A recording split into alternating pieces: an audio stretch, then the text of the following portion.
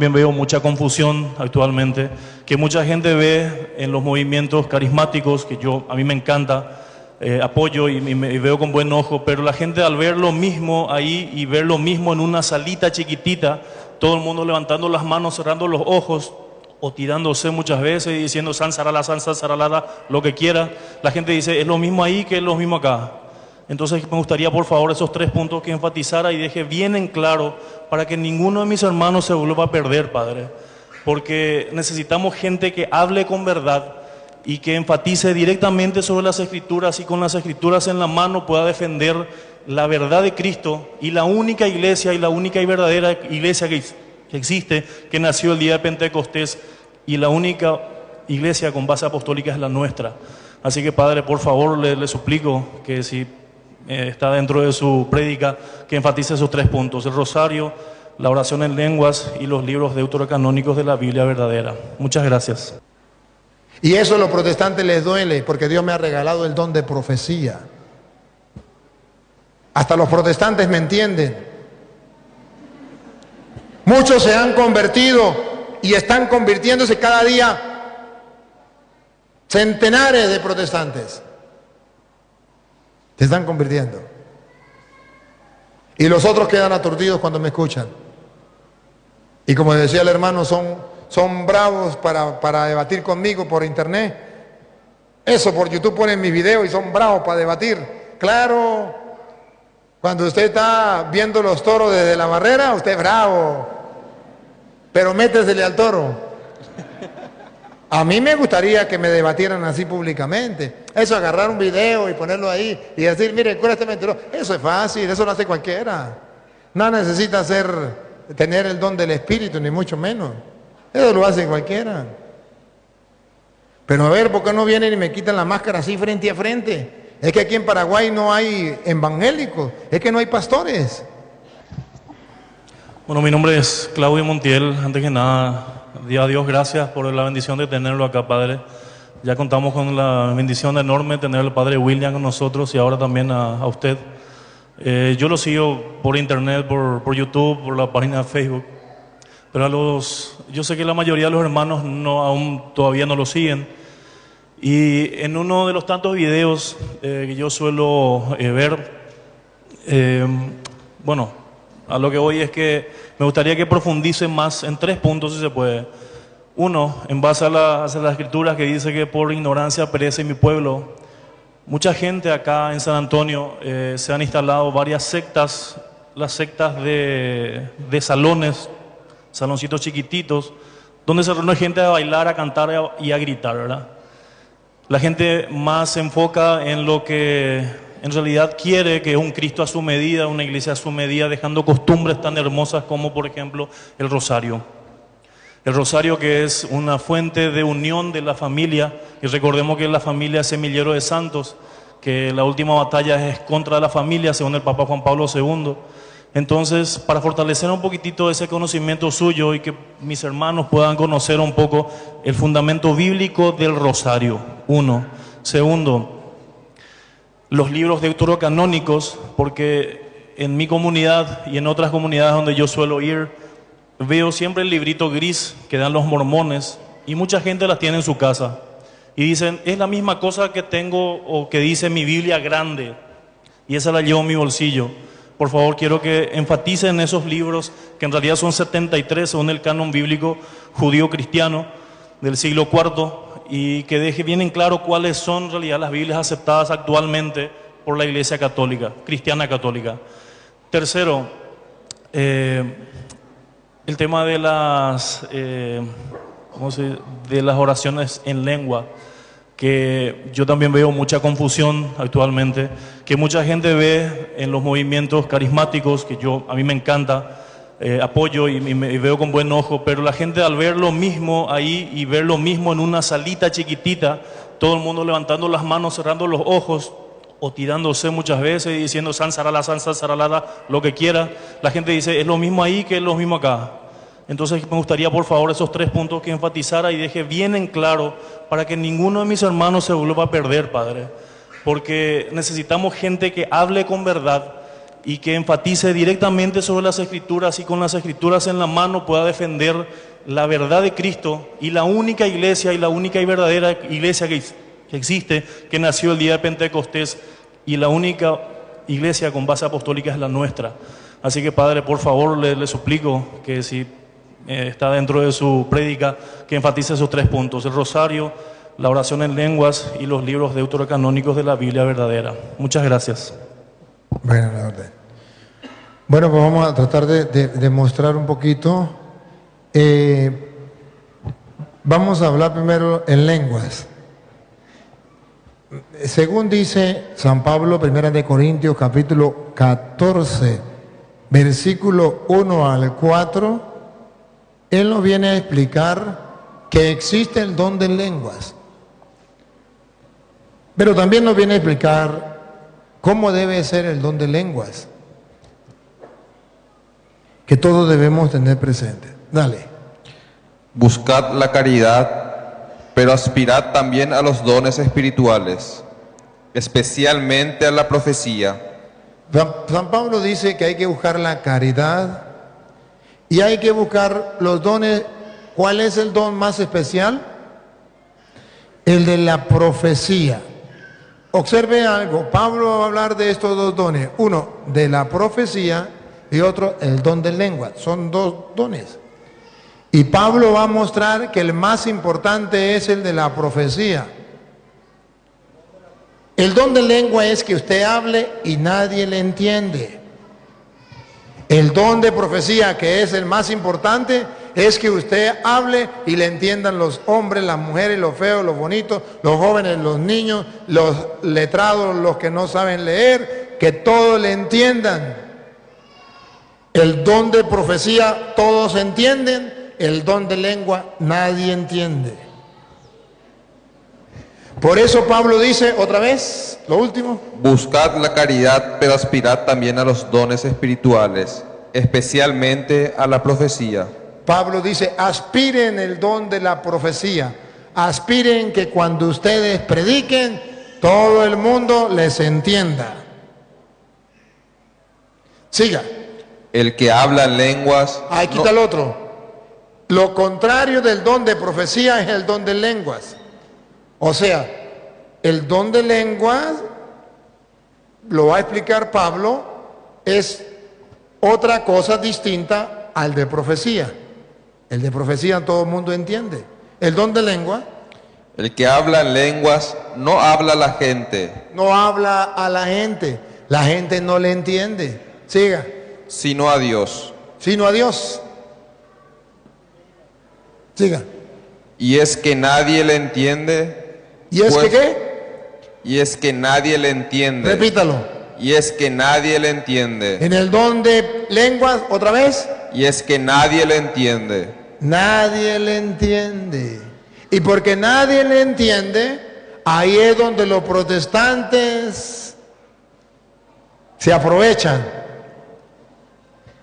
Hablar en lengua como nadie le entiende, dicen unas tonterías y le hacen creer a la gente que están hablando en lenguas. Y le hacen creer a la gente que solamente ellos hablan en lenguas porque tienen el Espíritu Santo. Y debo decirles hoy la verdad, solamente los protestantes hablan en lenguas porque son unos mentirosos, engañadores, que hablan en lenguas para engañar a los tontos. Porque ellos no tienen una conciencia recta de hacer las cosas como Dios manda y no les importa engañar. Lo importante es amedrentar a la gente, asustar. Ustedes no tienen el Espíritu Santo, vean que yo sí tengo el Espíritu Santo, yo sí lo tengo. Usted asustado dice, me meto evangélico porque yo en la iglesia católica no veo eso. Y muchos carismáticos van por los mismos pasos. Lo repito, no tengo nada contra la renovación carismática. Muchos carismáticos hablan en lenguas de verdad. Pero muchos carismáticos no hablan en lenguas de verdad, sino de mentiras. Para creerse más que los demás, igual que los protestantes. Entre los carismáticos falsos, no hablo de los carismáticos verdaderos, los verdaderos sigan adelante. Entre los carismáticos falsos y los protestantes, el don de lengua es una manera de creerse más que los demás y que tienen el Espíritu Santo agarrado por un ala. Son dueños del Espíritu Santo porque hablan en lengua. No lo hacen para edificación del pueblo, lo hacen para su orgullo propio, para su vanidad, para enaltecerse, para sentirse más papista que el Papa. Porque tengo el Espíritu Santo, hablo en lengua. Yo, por ejemplo, le hablo con conocimiento de causa. Iba con mi hermano, íbamos en la carretera y nos encontramos una señora que nos conocía a nosotros desde niños, que nosotros le conocíamos desde niños. Ella era católica, pero se había metido en evangélica. La señora pues conocía a mi hermano, pero a mí no me conocía, ni yo tampoco la conocía a ella. No me acordaba, nos conocíamos, pero no nos acordábamos. Ni ella se acordaba de mí, ni yo de ella. Ella no sabía que yo era sacerdote, nada. Ella saluda a mi hermano y comienzan a hablar. Después que habla, él le dice a mi hermano, él le dice a ella, mire, este es mi hermano. Y la señora me dice, mucho gusto, Petronila. Y yo le digo, mucho gusto, Luis. Y le dice mi hermano, él es padre, él es mi hermano y es sacerdote. Dijo la señora, ¿sacerdote de la Iglesia Católica? Sí. No, ustedes no tienen el Espíritu Santo. Yo sí tengo el Espíritu Santo. Mira que yo tengo el Espíritu Santo. Yo hablo en lenguas. A mí me dieron ganas de decirle, a Petronila le patina el coco, le patina el coco, le patina. Y la señora se puso a hablar en lengua para demostrarme a mí que tenía el Espíritu Santo agarrado por un ala, era dueña del Espíritu Santo y por tanto su iglesia era la verdadera y yo tenía que salirme de mi iglesia para meterme con ella. Y me dijo, sálgase de la gran prostituta, la gran Babilonia, vente para acá porque aquí sí hablamos en lengua, pero estamos en la calle, observen, no estamos en oración, no estamos en el culto, estamos en la calle, estamos hablando de cualquier cosa y la señora cuando se da cuenta que yo soy sacerdote, para que yo me salga del sacerdote, para que yo me vaya para su iglesia, para amedrantarme a mí, chantajearme a mí, para ella sentirse más grande que yo, ella comenzó a hablar en lengua instantáneamente, inmediatamente. O sea, no es un don, sino ya ella es la dueña. La Biblia habla de que el don de lengua es un don, es cuando Dios se lo quiera dar, es cuando Dios lo quiera manifestar, no es cuando usted quiera. Es un don. Pero ella lo agarra así. A mí me dio lástima. A mí me dio dolor. Si lo hace conmigo, ¿no lo va a hacer con las otras personas? Y si casi me convence a mí,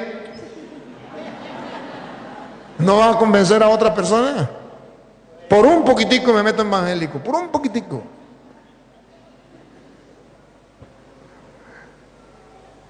Repítalo y sigue. Y es que nadie le entiende, pues dice en espíritu. Un poquito más atrás para que la idea. El que habla lenguas no habla a la gente, sino a Dios. Y es que nadie le entiende, pues dice en espíritu cosas misteriosas.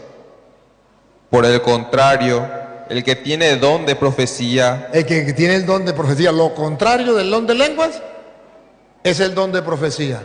¿Ustedes me han visto a mí hablar en lenguas? No, a veces que digo, yes, más nada, hablo en lenguas. Eso es lo único.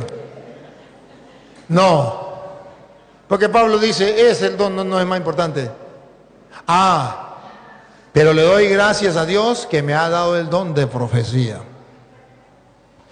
Que ustedes hayan dejado, todos ustedes sus quehaceres, y vengan aquí, no le van a dar cerveza, no le van a dar comida, no le van a dar nada. Vienen de lejos a escuchar 3 horas a un cura hablar.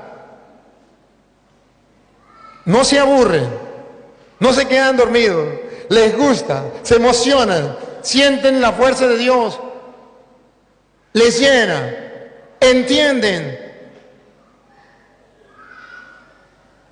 Eso Pablo llama el don de profecía.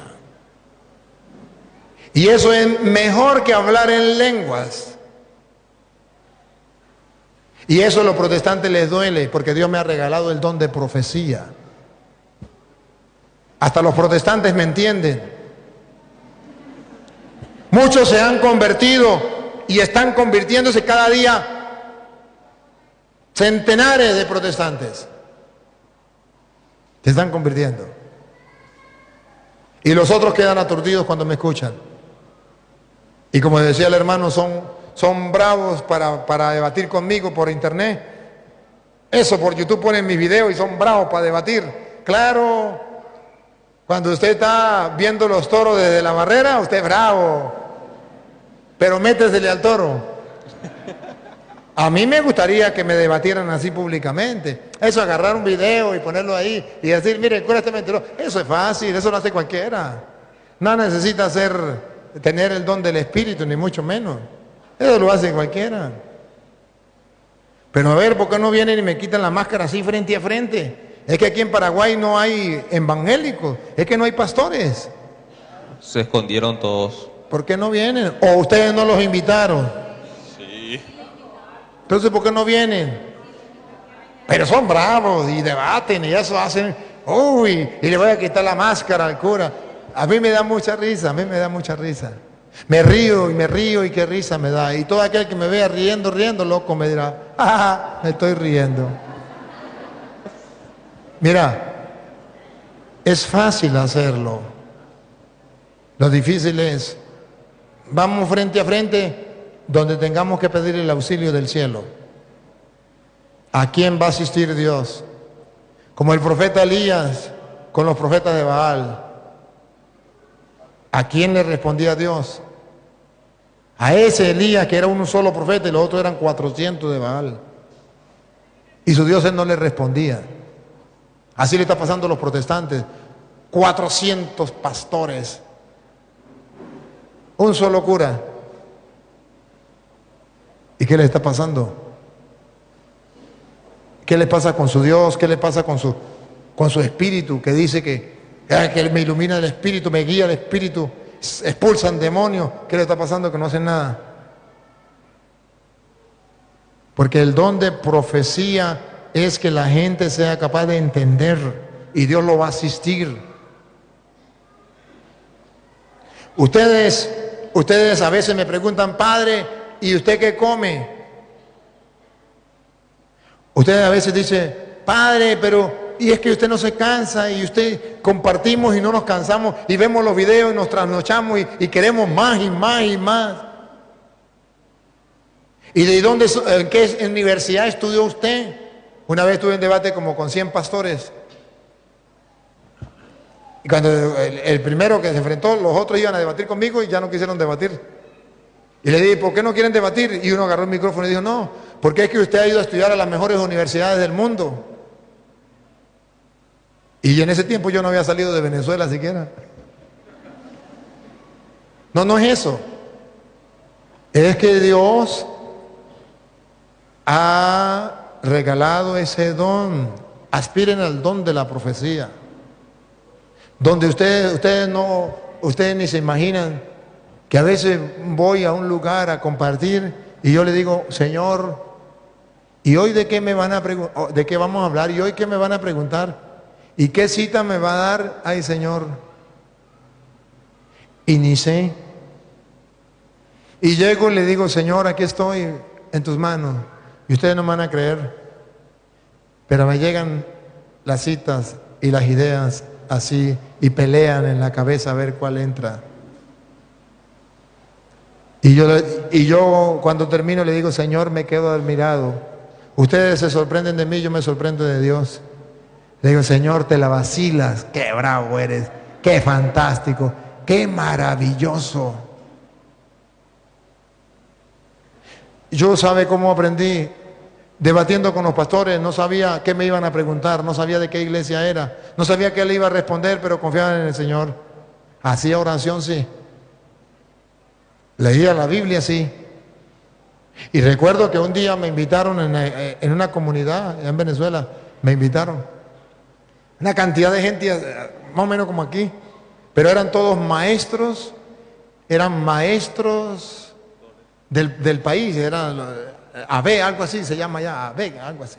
Todos los maestros de la religión, de los colegios, ajá, sacerdotes, religiosas y laicos, que cantidad. Y a mí me invitaron y yo fui. Y yo por más hacer, para comenzar le dije, ¿de qué quiere que les hable? Más bien no lo hubiese dicho. Se paró una de las encargadas de ahí, eran profesores, ¿me entienden, no? Era gente preparada, puro psicólogo, abogado, sociólogo, bueno, doctores, pura gente. Y se paró una monja, una religiosa, y me dijo, señor cura, ¿qué se ha creído usted? ¿Que aquí hay pura gente ignorante? Nosotros aquí somos la mayoría profesores y nos esforzamos cuando vamos a dar la clase, hemos preparado, ya hemos escrito lo que vamos a dar, hemos hecho un esquema, lo llevamos desarrollado para exponerlo y tenemos fundamento aquí, fundamento acá, para no dar basura, sino darle a la gente, a los alumnos, una enseñanza bien buena. Y usted, irresponsable, ha llegado aquí y todavía no sabe ni siquiera de qué va a hablar. Cura irresponsable, qué pena. Hemos venido a perder el tiempo con usted. Y yo me quedé como perrito regañado. Pero como yo no había preparado nada, me había preparado yo. Les dije, pues bueno, ustedes me perdonan, pero ¿qué voy a hacer? Yo me preparé, pero no he preparado nada. Pero yo sí me preparé. ¿De qué quiere que les hable? La monja se sintió brava y los otros con ella, los grupos, pues. Pero ya habían algunas personas que me conocían. Y por allá uno dijo, yo quisiera que nos hablara de tal cosa.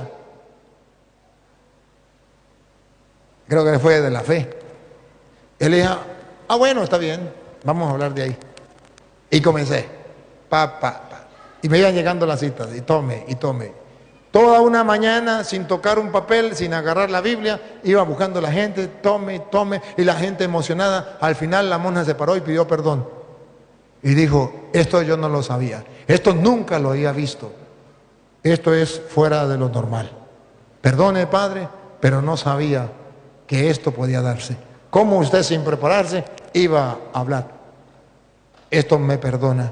Sí, yo también me quedo sorprendido, porque es el don de la profecía. Díganle a Dios que le den ese don. Hagan como Salomón, pídenle a Dios sabiduría para poderlo hacer. Y hagan como hacían los apóstoles, pídenle la fuerza del Espíritu Santo para que les dé la luz y para que les dé la fuerza para hacerlo. Pero pidan, se les dará. Busquen, encontraré. Toquen, se les abrirá. Pidan el don de la profecía, más que el don de lenguas. Repítalo y sigue. El que tiene don de profecía habla a los demás para su crecimiento en la fe. Habla a los demás y les ayuda a crecer en la fe. Siga. Les exhorta y los conforta. Los exhorta y los conforta. Pase al versículo 18 para no leerlo todo. Versículo 18. Doy gracias a Dios porque hablo en lenguas más que todos vosotros. Yo doy gracias, dice Pablo, a Dios que hablo en lengua más que todos ustedes, evangélicos y carismáticos que creen que... no hablo de los carismáticos buenos, repito de nuevo, porque hay carismáticos que sí tienen el don de lengua. Hablo de los carismáticos que sin tener el don de lengua, hablan en lengua engañando a la gente. Y hablo de los protestantes que sin tener el don de lengua, hablan en lengua para engañar a la gente. Siga.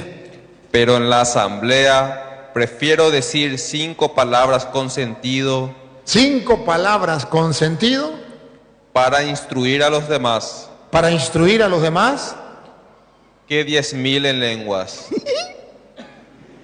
que 10.000 en lenguas. ¿Para qué hablar en lenguas? Si no hay quien la interprete, si la gente no lo va a entender. Hablo más en lengua que cualquiera de ustedes, dice Pablo, pero cuando estoy en la comunidad, hablo 5 palabras que la gente me entienda, más que 10.000. Y entonces, los que hablan en lengua quieren hablar más en lengua que en palabras que la gente le entienda. ¿Para qué? Simplemente para darse el lujo ahí, para que crean que ellos sí tienen a Dios y los demás no tienen a Dios. Bueno, de todas maneras, ahí sigue hablando, pero usted lo puede leer en su casa. La segunda pregunta que me hizo del canon. El canon. Esto no existía. Dios no bajó y le dio la Biblia a la gente. Jesús, cuando mandó a los apóstoles, no le dio Biblia, dijo, vayan, lleven Biblia y funden iglesias. Como dicen los protestantes, agarran Biblia y van a fundar iglesias. No, así no dijo Cristo. Cristo los mandó a predicar, vayan a predicar. Ni siquiera les mandó a escribir nada. Por eso los apóstoles no escribieron nada, predicaban. Predicaban. Pasó el tiempo y comenzaron a escribir. Pero una carta estaba en Roma, carta a los romanos. Otra en Éfeso, carta a los efesios. Otra en Filipos, carta a los filipenses. Otra en Tesalónica, carta a los tesalonicenses. Estaban regadas las cartas. Y un día, a alguien se le ocurrió recoger esas cartas y hacer la Biblia. Y eso no fue ningún evangélico, ningún testigo de Jehová, ningún adventista, fue alguien de la Iglesia Católica llamado el Papa San Dámaso I en el año 382. Hasta ahí solamente existía el Antiguo Testamento, pero no existía el Nuevo Testamento. Entonces, ¿cómo fue que se hizo la Biblia y por qué nosotros tenemos 73 libros y ellos tienen 66? ¿Por qué? Porque ellos tienen menos que nosotros. Si usted le pregunta a un protestante, ¿qué va a responder?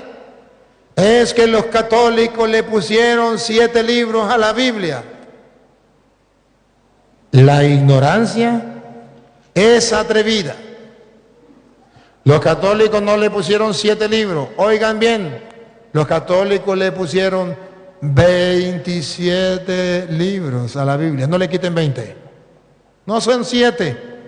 Los católicos le pusieron 27. Porque cuando viene Cristo, existía solamente un canon.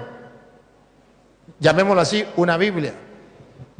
Que era la traducción de Alejandría, y tenía 46 libros, que es los que nosotros tenemos en el Antiguo Testamento. Cuando Cristo, recuerdan que Cristo un día se paró en el templo y agarró el rollo de Isaías, lo leyó y dijo, el Espíritu del Señor está sobre mí. ¿Hoy se cumple esta escritura? ¿De dónde agarró ese rollo? ¿De qué canon? Del único canon que existía, el de Alejandría. Cuando Pablo, allá en 2 de Timoteo 3:16, dice, toda escritura es inspirada por Dios y es útil para enseñar. ¿De qué escritura está hablando Pablo? De las escrituras que él conocía hasta entonces. ¿Cuáles eran las escrituras conocidas hasta entonces? El canon de Alejandría, con 46 libros. El canon de Alejandría con 46 libros. Viene Cristo, vienen los apóstoles, y cuando viene Cristo, los judíos se fraccionaron en 2. Los judíos cristianos y los judíos no cristianos. Los judíos cristianos, como Cristo y los apóstoles, agarraron el canon de Alejandría, utilizaron el canon de Alejandría, predicaron con el canon de Alejandría, Pues ese canon lo agarran los judíos cristianos. Pero los judíos no cristianos dicen, nosotros no creemos que Cristo es el Mesías. Nosotros no creemos en los apóstoles. Por tanto, nosotros no creemos en ese canon. Nosotros tenemos que hacer un canon, una Biblia para nosotros. Se reúnen los judíos y hacia el año 90, los judíos sacan otra Biblia, otro canon, que se llama el canon de Palestina, con 66 libros. Le quitaron 7 al canon de Alejandría. Nosotros los cristianos decimos, no podemos quitarle 7, porque Cristo los utilizó, porque los apóstoles los utilizaron, y nosotros no somos judíos, nosotros somos cristianos. Y entonces nosotros agarramos el canon de Alejandría que utilizó Cristo y los apóstoles. Los judíos se quedan con 39 libros. No aceptan el Mesías. Como no aceptan el Mesías, no aceptan ni el canon de Alejandría con 46, ni tampoco aceptan los 27 libros del Nuevo Testamento. Quitan los 27, no lo aceptan, y quitan 7 libros. Los judíos tienen su propia Biblia con 39 libros. Vienen los cristianos, que somos los católicos, hacen la Biblia, el Papa San Damaso I, agarran los 46, no los judíos, que no creyeron en Cristo, le pusieron 27 libros. ¿Sabe qué es lo curioso? Que los protestantes le quitan 7 libros que no se los puso la Iglesia Católica, que ya existía antes de Cristo.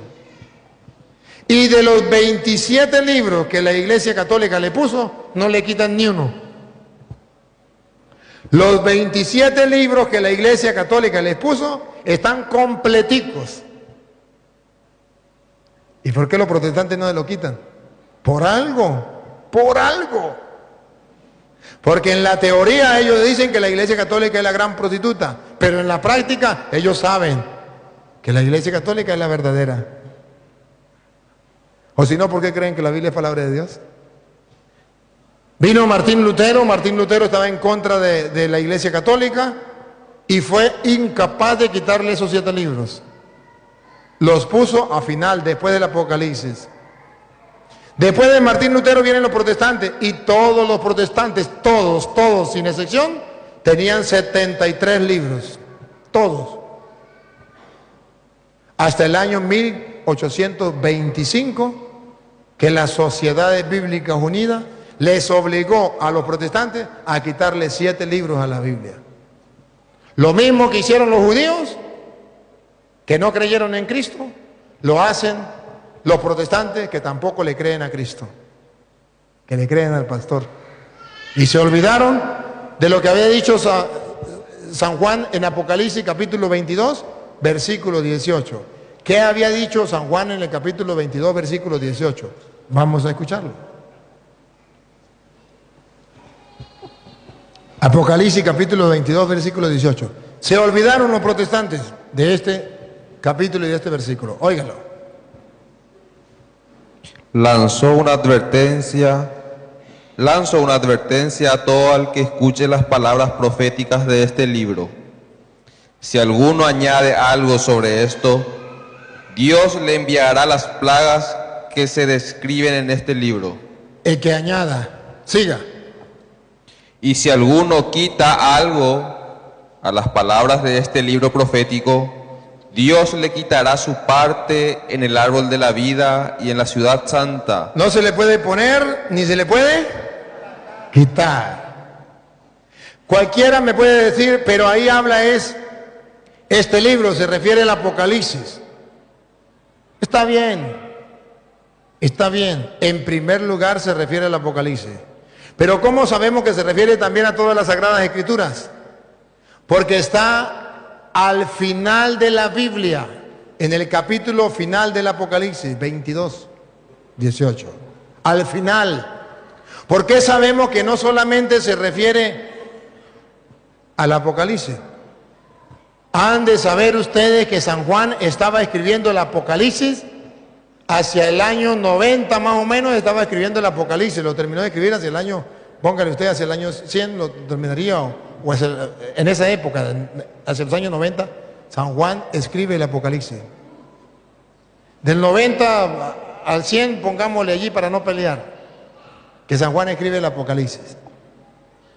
Pregunto, ¿se acuerdan en qué fecha fue que los judíos sacaron otra Biblia y le quitaron 7 libros a la que existía? El año 90. ¿Y cuándo fue que Pablo escribió el Apocalipsis? ¿Hacia el año? ¿Que Juan escribió el Apocalipsis hacia el año 90 y algo. 90 a 100, por allí. Ahora saben por qué Juan dice, el que le quite o el que le ponga, porque en esa época los cristianos estaban sufriendo porque los judíos le estaban quitando 7 libros al canon de Alejandría. Y San Juan le está advirtiendo a los cristianos que eso no es correcto, que eso no se debe hacer, que el que le quite o el que le ponga, porque habían declarado en el año 90 que para los judíos existía el canon de Palestina. Y San Juan está escribiendo el Apocalipsis. Y San Juan le dice a los cristianos, no, para nosotros no, el que le quite o el que le ponga, le caigan todas las plagas de Egipto y sea borrado del libro de la vida. Eso fue para los judíos de aquel tiempo y eso es para los protestantes del año 1825, que le quitaron igual que los judíos allá 7 libros, los mismos 7 libros que Pablo dice que no le quiten ni que le pongan. Esos fueron exactamente los mismos que le quitaron los protestantes en el año 1825. ¿Y dónde quedó la advertencia del Apocalipsis?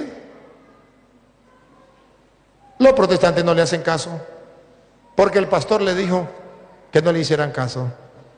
Y no es que leen la Biblia, puro engaño. Ahora, me decía del rosario. ¿Por qué rezamos nosotros el rosario?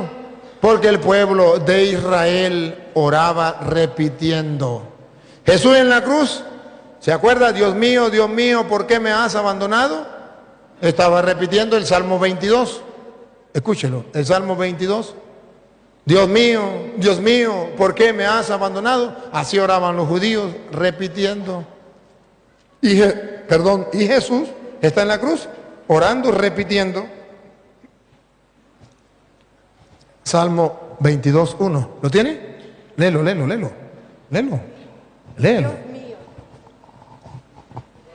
Dios mío, ¿por qué me has abandonado? Ahí está el Salmo. Jesús está repitiendo un Salmo.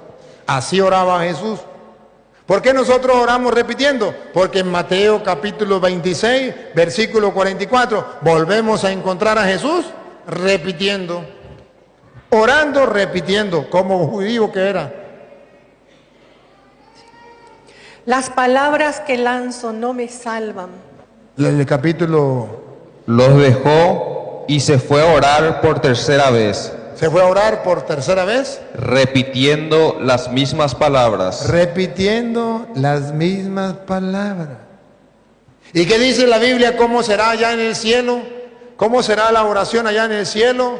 ¿Cómo oran los santos en el cielo? Apocalipsis 4:8. 4:8 o no, que 1:4 es la cosa, ¿no?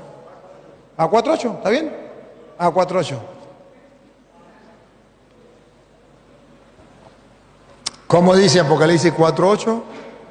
¿Cómo oran allá en el cielo? Cada uno de los 4 vivientes tiene 6 alas. Están llenos de ojos todo alrededor y por dentro. Y repiten. Otra vez. Y repiten. Otra vez. Y repiten. Otra vez. Y repiten sin descanso día y noche. Santo, santo, santo. ¡Ay! En el cielo también son católicos. Los ángeles también son católicos y oran diciendo, repitiendo, no una vez ni tres veces. Día y noche. Santo, santo, santo. Repitiendo día y noche. Ustedes imagínense el problema que van a tener los protestantes cuando lleguen al cielo y tengan que repetir día y noche como los católicos.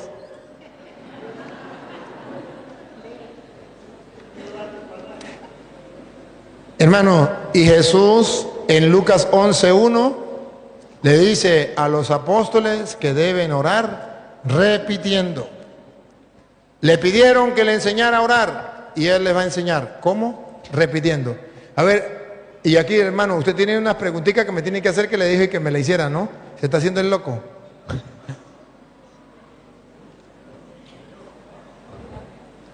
Usted me dio unas preguntas que me tiene que hacer. No se me hagan loco. Yo quiero que me hagan preguntas. Ajá. Estaba Jesús orando en cierto lugar. ¿Qué estaba haciendo Jesús? Orando. Siga. Cuando terminó, le dijo uno de sus discípulos: Señor, enséñanos a orar. Aquí está. Señor, enséñanos a orar, porque los católicos dicen una cosa, los protestantes dicen otra, no sabemos cómo orar. Enséñanos a orar y se acabó el problema. Siga. Él les dijo: cuando oréis, decid. ¿Cómo? Cuando oréis, decid. Cuando oren, digan. Padre, santificado sea tu nombre. Cada vez que oren, digan, Padre, y el Padre nuestro les enseñó. Les enseñó a orar repitiendo. Por eso nosotros oramos en el Santo Rosario repitiendo. Porque al repetir ponemos más atención. Al final de tanto repetir va llegando aquí lo que estamos diciendo. Si estamos concentrados. No se trata de repetir por repetir. Como una viejita que rezaba el rosario allá en una comunidad. Rezaba el Ave María tan rápido, que usted lo único que entendía era: salga María entre todos, salga María y entre todos, salga María y entre todos, salga María entre todos, salga María entre todos. ¿Por qué rezaba tan rapidito? No, así no es. Cuando nosotros repetimos es para asimilarlo. Los mismos protestantes repiten. ¿Acaso los protestantes no cantan alabaré? Mire que están repitiendo. Alabaré 2, ala 3, varé a mi, alabaré 4, alabaré 5, alabaré 6. Están repitiendo. Tontos, no repitan. Señor, yo te alabo. Gloria, gloria, gloria. Están repitiendo. Aleluya, gloria al Señor. Amén, amén. Están repitiendo, no repitan. Eso es malo. Pero cuando el católico repite, sí es malo. Cuando ellos repiten, no es malo. A Petronilo le patinan coco, le patinan coco, le patinan coco.